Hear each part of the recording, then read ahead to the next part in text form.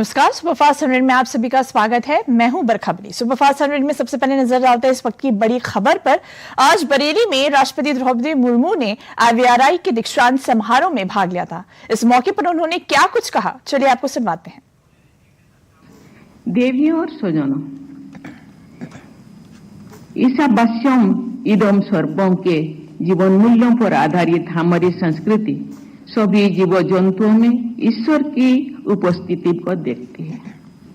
पशुओं से हमारे देवताओं और ऋषि मुनियों का संवाद होता है। ये मान्यता भी उसी सोच पर आधारित है। भगवान के कई अवतार भी इसी विशिष्ट श्रेणी में है। ऐसे प्रसंगों को उल्लेख में यहाँ इसलिए कर रही हूँ कि जब आप एक चिकित्सक या शोधकर्ता के रूप में कार्य करें तो बेजुबान पशुओं के कल्याण की भावना अपने मन में हो। मैं जिस परिवेश से आती हूँ वह सहज रूप से प्रकृति के निकट है। मानव का वन और वन्य जीव जंतुओं के साथ सह अस्तित्व का रिश्ता है। सच कहे तो पशु और मानव का एक परिवार का रिश्ता है। जो विशिष्ट प्राणियों का संवर्धन होगा। अभी तो हम एक टेक्नोलॉजी और आधुनिक संस्कृति के जीवन शैली में जिंदगी जीते हैं। जब हम छोटे थे या पूर्व में अभी टेक्नोलॉजी का कोई साधन नहीं था। पशु ही हम लोगों का साधन और वही हम लोगों का बोल थे। किसानों का पशु के बिना किसान आगे नहीं बढ़ सकता, हाथ से काम नहीं कर सकता। तो सुपरफास्ट में अब नजर डालते हैं देश और प्रदेश की बड़ी खबरों पर। खंडवा में आज जल गंगा अभियान का समापन होगा। मुख्यमंत्री मोहन यादव 1518 करोड़ की परियोजनाओं का उद्घाटन करेंगे, जबकि पीएम मोदी वर्चुअल संबोधन करेंगे।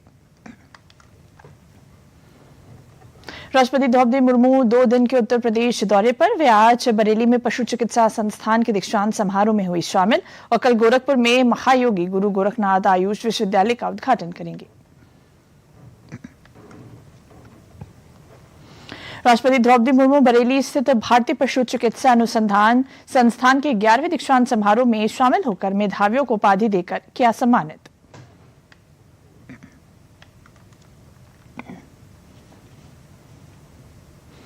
बरेली स्थित IVRI के दीक्षांत समारोह में राष्ट्रपति द्रौपदी मुर्मू ने टीकाकरण, पशु संरक्षण और गिद्ध संरक्षण में संस्थान की भूमिका की सराहना की। उन्होंने कहा, हमारी संस्कृति सभी जीव जंतुओं में ईश्वर को देखती है। केंद्रीय गृह मंत्री और सहकारिता मंत्री अमित शाह ने अंतर्राष्ट्रीय सहकारिता वर्ष 2025 के उपलक्ष्य में सभी राज्यों और केंद्र शासित प्रदेशों के सहकारिता मंत्रियों के साथ मंथन बैठक की अध्यक्षता की।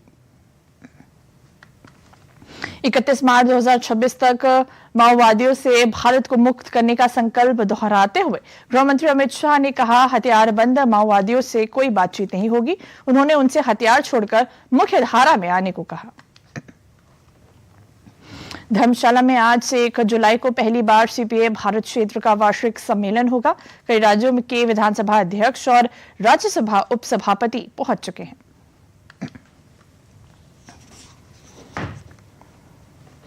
विदेश मंत्री एस जयशंकर 3 दिन की अमेरिका यात्रा पर आज जाएंगे। वे क्वाड देशों की बैठक में हिस्सा लेंगे और हिंद प्रशांत क्षेत्र में सहयोग पर चर्चा करेंगे। यात्रा अमेरिकी विदेश मंत्री मार्को रूबियो के निमंत्रण पर हो रही है। भाजपा की 4 सदस्यीय जांच टीम कोलकाता रवाना हुई। पूर्व केंद्रीय मंत्री और समिति के सदस्य सतपाल सिंह ने कहा, बंगाल में महिलाएं असुरक्षित हैं। मेडिकल और लॉ कॉलेज में दुष्कर्म के मामले हैं। आरोपी TMC सदस्य हैं।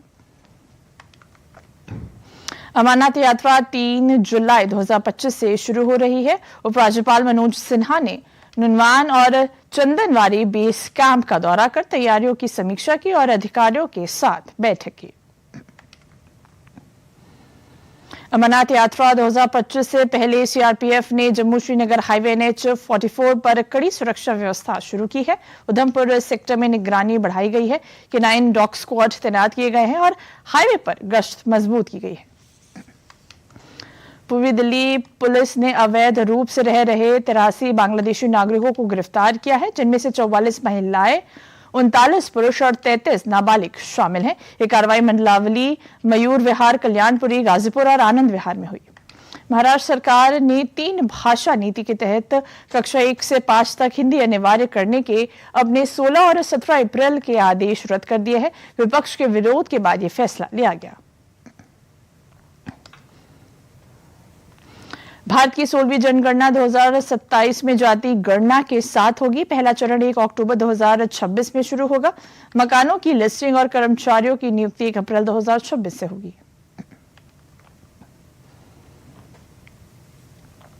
कनाडा ने ट्रंप के दबाव में अमेरिकी टेक कंपनियों पर डिजिटल सर्विस टैक्स हटा दिया है।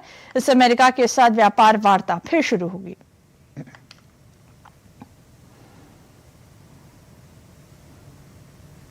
कैलाश मानसरोवर यात्रा 5 साल बाद आज शुरू हो रही है। 750 श्रद्धालु लिपुलेख और नाथुला दर्रे से यात्रा करेंगे। पहला जत्था 10 जुलाई को चीन जाएगा। यात्रा में कैलाश पर्वत और मानसरोवर झील की परिक्रमा शामिल है। उत्तराखंड में भारी बारिश के कारण चारधाम यात्रा अगले 24 घंटे के लिए रोक दी गई है। प्रशासन सतर्क है और यात्रियों को लैंडस्लाइड के खतरे को देखते हुए सावधानी बरतने की सलाह दी गई है। उड़ीसा के पुरी में जगन्नाथ रथ यात्रा के दौरान भगदड़ मच गई, जिसमें 3 लोगों की मौत और 50 से ज्यादा घायल हो गए। हादसा गुड़ीचा मंदिर के सामने सुबह 4 बजे हुआ। 6 घायलों की हालत गंभीर है। विंबलडन टेनिस टूर्नामेंट आज से शुरू हो रहा है। इस तीसरे ग्रैंड स्लैम में बड़े खिलाड़ी हिस्सा लेंगे और डिफेंडिंग चैंपियन अल्कारेज खिताबी हैट्रिक का मौका पाएंगे।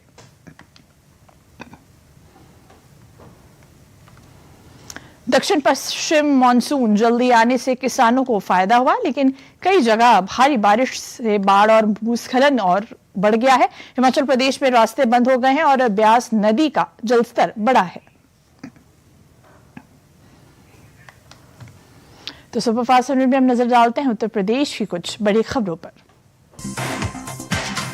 प्रयागराज में 2 माह पहले हत्या के मामले को लेकर बवाल। 2.5 घंटे तक हुई पत्थरबाजी, 35 लोग घायल, 40 से अधिक गाड़ियों में तोड़फोड़, जिनमें 4 गाड़ियां पुलिस की, 1 दर्जन पुलिसकर्मी भी घायल। लखनऊ से आज 4 IAS अधिकारियों समेत कई PCS अधिकारी सेवानिवृत्त हो रहे हैं, जिनमें अपर मुख्य सचिव जितेंद्र कुमार भी शामिल हैं। प्रदेश सरकार ने रविवार को कई अफसरों के तबादले भी किए। लखनऊ में यूपी पुलिस को विश्व स्तरीय बनाने की तैयारी है। इसके लिए 1 महीने में रोड मैप बनेगा। डीजीपी राजीव कृष्ण ने अधिकारियों से प्रस्ताव मांगे हैं।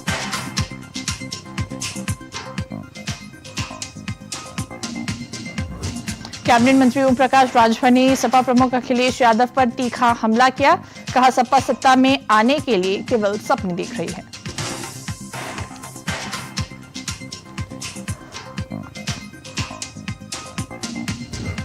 सावन के पहले काशी में बाबा विश्वनाथ कॉरिडोर में भक्तों के जलाभिषेक के लिए तैयारियां जोरों पर। दर्शनार्थियों को कोई समस्या न हो, इसके लिए प्रदेश सरकार ने चौतरफा व्यवस्था कर रखी है। आगरा में चंबल पाइपलाइन परियोजना के तहत खुदाई के दौरान मिट्टी की टीला गिरने से 4 लोगों की मौत। हादसे में 3 महिलाएं और 1 पुरुष शामिल है। पुरुष ने शवों को पोस्टमार्टम के लिए भेजा है। अमरोहा पुलिस ने नौकरी का झांसा देकर युवाओं को ऑनलाइन ठगने वाले गिरोह का किया भांडाफोड़। 3 आरोपियों को गिरफ्तार कर लैपटॉप, मोबाइल और सिम कार्ड जब्त किए हैं।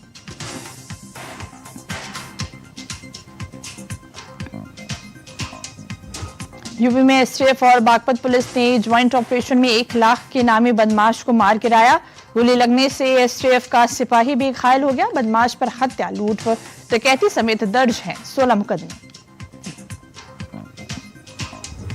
ऑपरेशन सिंदूर की सफलता के बाद कानपुर के ग्रीन पार्क स्टेडियम में सेना के शौर्य को समर्पित सेना और सांसदों के बीच मैत्री मैच का आयोजन सांसद कानपुर रमेश अवस्थी द्वारा किया गया।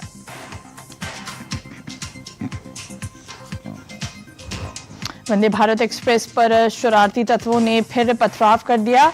आनंद विहार जा रही वंदे भारत पर लखनऊ आउटर पर पथराव किया गया। आरपीएफ ने मामला दर्ज कर जांच शुरू कर दी है। मेरठ मुजफ्फरनगर हरिद्वार का सफर आज रात से महंगा हो गया है। 12 बजे से NH 58 स्थित सिवाया टोल प्लाजा पर टोल टैक्स की नई दरें लागू होंगी।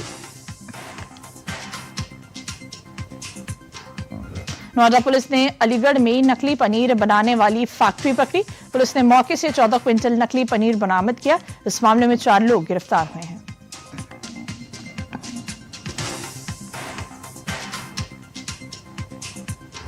मथुरा में मुड़िया पूनो मेले का आयोजन किया गया, जिसमें लगभग 1 करोड़ श्रद्धालुओं के आने की संभावना है।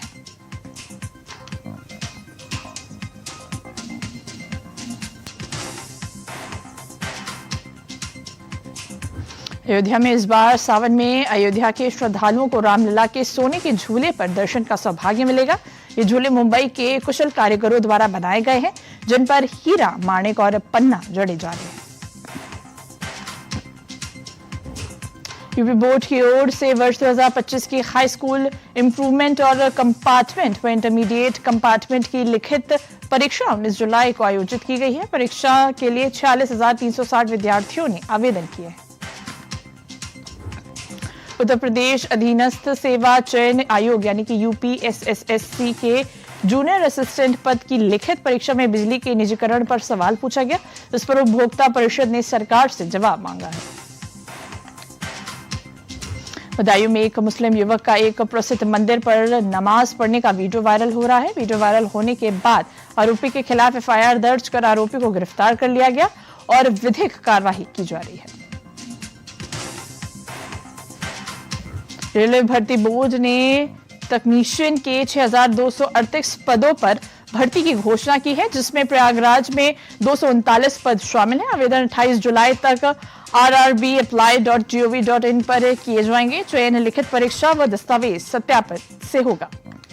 गर्मियों की छुट्टियों और यात्रियों की बढ़ती भीड़ को देखते हुए पूर्वोत्तर रेलवे ने लखनऊ सहित कई स्टेशनों से देश भर के प्रमुख शहरों के लिए 114 ग्रीष्मकालीन स्टेशन ट्रेनें चलाने का फैसला किया है। प्रदेश भर में मानसून हुआ सक्रिय। पहाड़ी इलाकों में भारी वर्षा के चलते मेरठ में गंगा खतरे के निशान के करीब। रविवार को बलरामपुर में सर्वाधिक बारिश। मौसम विभाग ने 13 जिलों में बहुत भारी वर्षा का ऑरेंज अलर्ट जबकि 26 जिलों में भारी वर्षा का येलो अलर्ट जारी किया। तो सुपरफास्ट खबरों में अब नजर डालते हैं विभिन्न प्रदेशों की बड़ी खबरों पर। दिल्ली में 4 से 11 जुलाई क्लाउड सीडिंग के कृत्रिम बारिश का ट्रायल होगा। IIT कानपुर तकनीकी जिम्मेदारी निभाएगा। 3.21 करोड़ रुपए खर्च कर स्मॉग और धुंध कम करने का प्रयास किया जाएगा।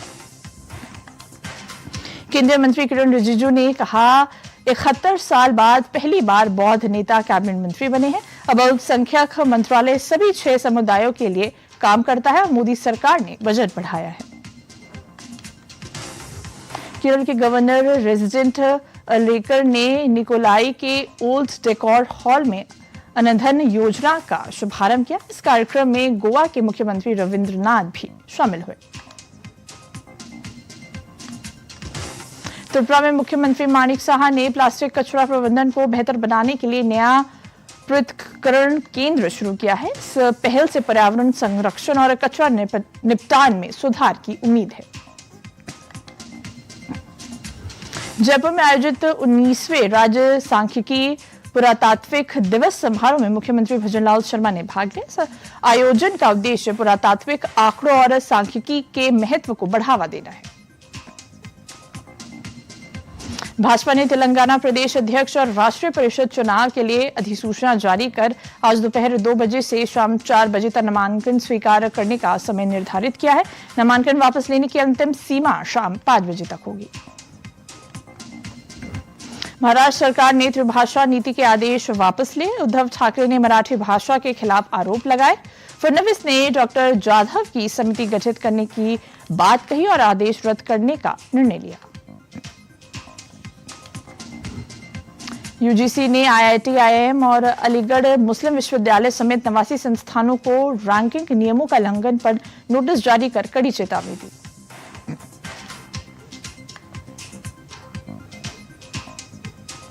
दिल्ली सरकार ने जर्जर सड़कों के पुनर्निर्माण के लिए केंद्र से 950 करोड़ रुपए मांगे। 2026 तक 500 किलोमीटर सड़कें सुधारी जाएंगी और फुटपाथ बनाए जाएंगे।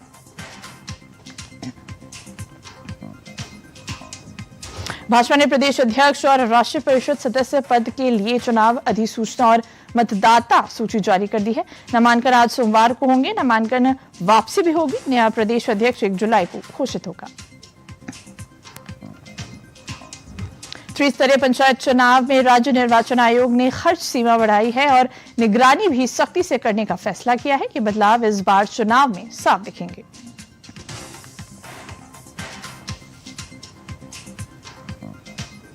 उत्तराखंड त्रिस्तरीय पंचायत चुनाव में नए बदलाव। पहली बार परिणाम ऑनलाइन घोषित होंगे। खर्च सीमा बढ़ाई गई है और निगरानी सख्त होगी।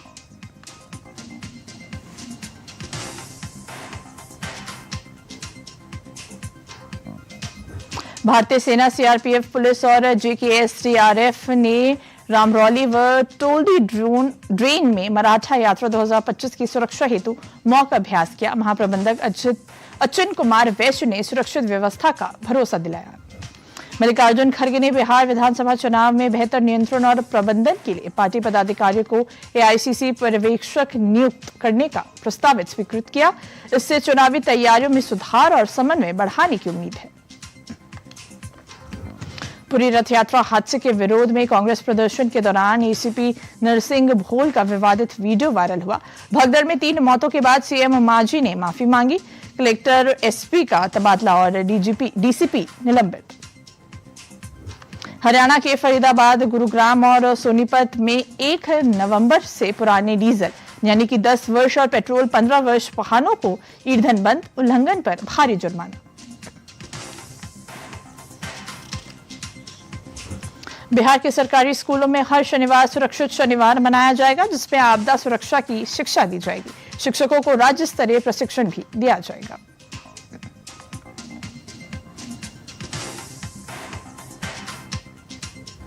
बिहार लोक सेवा आयोग ने असिस्टेंट प्रोफेसर के 691 पदों पर बिना परीक्षा सीधी भर्ती के लिए आवेदन की अंतिम तिथि 30 जून 2025 तय की है। इच्छुक उम्मीदवार जल्द आवेदन करें। राज्य निर्वाचन आयोग ने बताया कि आज 26 जिलों की 42 नगर पालिकाओं के 148 पदों पर मतगणना पूरी कर परिणाम घोषित होंगे। बिहार में पहली बार ई वोटिंग की गिनती भी ऑनलाइन देखी जा सकेगी। झारखंड के जमशेदपुर में लवकुश स्कूल में बारिश के बाद बाढ़ हुई, जिसमें 162 बच्चे फंस गए। पुलिस ने उन्हें बचाया। उत्तरकाशी में बादल फटने से 2 मजदूरों की मौत और 7 लापता हैं।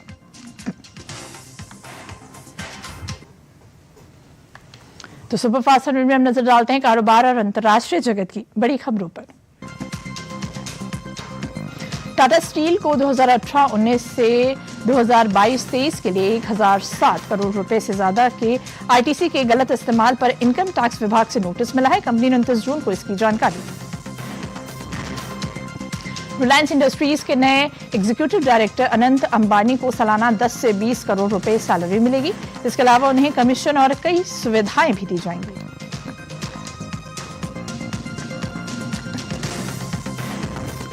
सरकार ने पैन कार्ड नियम बदले हैं। 1 जुलाई 2025 से पैन के लिए आधार अनिवार्य होगा। जिनके पास पहले से पैन है उन्हें 31 दिसंबर 2025 तक आधार से लिंक कराना होगा, वरना पैन 1 जनवरी 2026 से बंद हो जाएगा।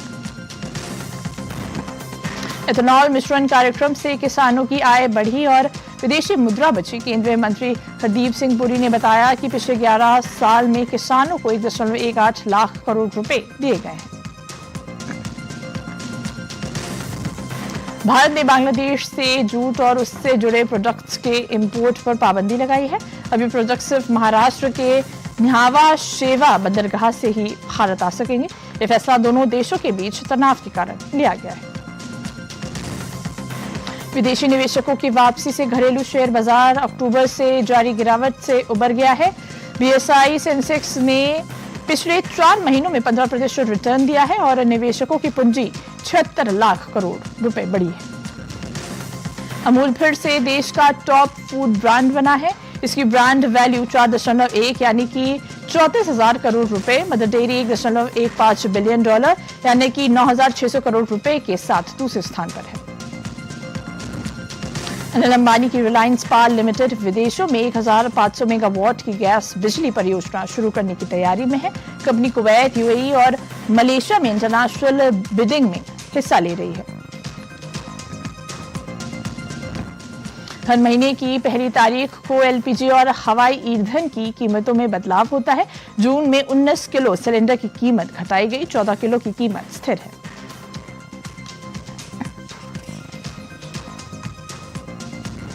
मझगांव डॉक ने श्रीलंकाई कोलंबो डॉकयार्ड में 452 करोड़ का कंट्रोलिंग स्टेक खरीदा है। Q4 में मुनाफा कम हुआ, लेकिन सालाना नतीजे मजबूत रहे।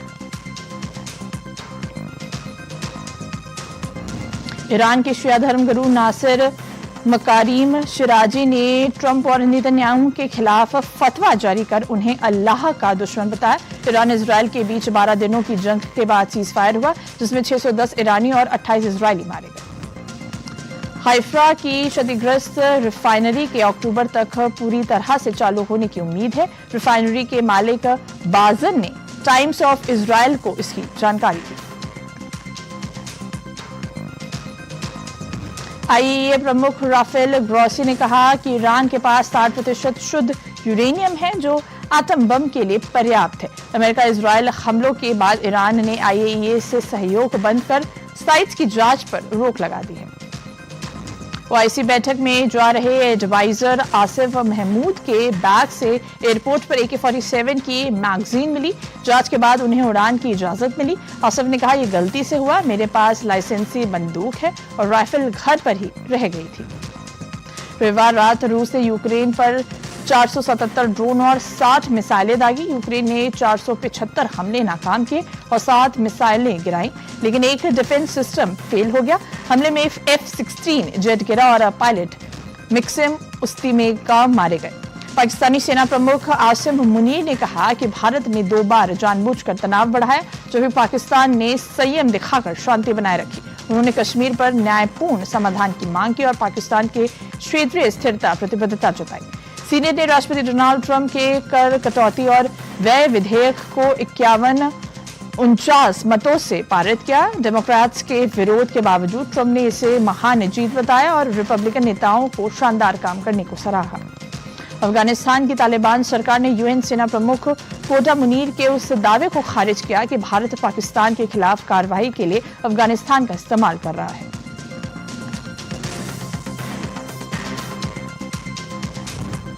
तुर्की ने मिडिल कॉरिडोर पहल को ग्लोबल ट्रांसपोर्ट में नई गति लाने वाला बताया, जो एशिया और यूरोप को रेल मार्ग से जोड़ेगा। इस मार्ग से माल की ढुलाई 18 से घटकर 13 से 15 दिनों में पूरी होगी, जो सिल्क रोड पुनरुद्धार का हिस्सा है। यूक्रेन के स्लॉ में भगवान जगन्नाथ की रथ यात्रा निकाली गई, जिसमें 1000 से अधिक श्रद्धालु शामिल हैं। भारत के उप उच्चायुक्त सुजीत जॉय घोष ने पवित्र छेरा रस्म निभाई, जो आयोजन की विशेष भूमिका थी। तो सुपरफास्ट में नजर डालते हैं खेल और सिनेमा जगत की बड़ी खबरों पर।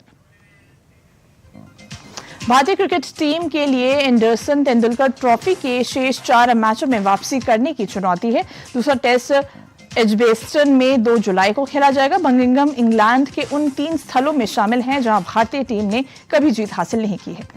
सीन विलियमसन ने शतकीय पारी खेलकर जिम्बाब्वे को बुलवायो टेस्ट में साउथ अफ्रीका के खिलाफ फॉलो ऑन खेलने से बचा लिया। हालांकि टीम रविवार को मैच के दूसरे दिन 216 रन से पिछड़ रही है। एशिया कप होने को लेकर लंबे समय से चल रहा विवाद अब धीरे धीरे कम होता हुआ दिख रहा है। भारत में होने वाला एशिया कप 10 सितंबर से शुरू हो सकता है। हालांकि एशियन क्रिकेट काउंसिल यानी कि ACC ने इस पर अब तक कुछ नहीं कहा है। भारतीय महिला हॉकी टीम बर्लिन में पीपल्स रिपब्लिकन ऑफ चाइना में 3-0 से हारने के बाद FIH प्रो लीग 2024-25 में लगातार 7वीं हार का सामना करने के बाद रेलीगेशन की ओर बढ़ रही है। WWE नाइट ऑफ चैंपियंस में जॉन सीना ने CM पंक को हराया। ट्रिपल एच ने सीना और पंक के करियर पर बात की। उन्होंने कहा कि दोनों सुपरस्टार्स एक दूसरे के बिना अधूरे हैं। WWE इस महीने स्टार्स को वापस लाना चाहता है। WWE चाहता है कि वो इवोल्यूशन 2 PLE का हिस्सा बने। ये शो 13 जुलाई 2025 को अटलांटा जॉर्जिया में होगा। वर्ल्ड टेस्ट चैंपियनशिप के नए सत्र में आईसीसी के नए नियम लागू हो गए हैं। साउथ अफ्रीका और जिम्बाब्वे के मैच में जिम्बाब्वे के बल्लेबाज ब्रायन बेनेट को सिर पर गेंद लगने के कारण कंकशन हुआ, जिसके चलते वह रिटायर्ड हार्ट हो गए। टीम इंडिया के पूर्व हेड कोच रवि शास्त्री ने शुभमन की तारीफ की है। शास्त्री ने कहा है कि शुभमन गिल को 3 साल तक कप्तानी करने दे, भले ही भारत को इंग्लैंड के खिलाफ मौजूदा टेस्ट सीरीज में हार का सामना करना पड़े।